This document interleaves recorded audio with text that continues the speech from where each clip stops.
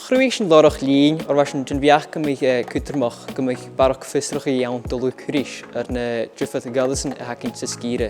Elheid atron ffyrich, atron clwyche, lorach yn iach driel, agos gwlwr dawn trwy'n chwlw hys, elheid ciol, daws agos spor. Nach I diolch traen agos rydyn myrsyn a hacyn sgire.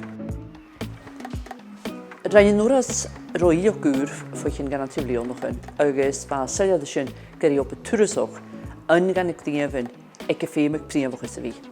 Chai e larach o chrwchach le lwg gobrig yn Urras, chai ianw ys ysgide, agos fa sy'n gyma syliad gyffeim eich Gaelic agos y fiola y fi mae'r un tron o larach y ffat.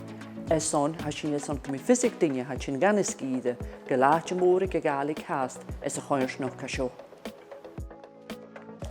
Wel, ffim y gra nach rwy'n cael y gwyl ac yn dysgu sio, agos es y flion a ha sio, ffim y gra gyda'r da hawn hat o'r tŵgal môr mo, Taing gyhort gan y chwltyngu y fasas es y larwch un, fo hw yn Urras, son hafys am gynnach opyd fôr I anaf, crwch y larwch fa sio. Agos cwtioch Taing gyhort gan y nyn y hwg y Duais siachat, agos hat o tlach gwg yn o'r gwmsyn y gra as li yn Urras.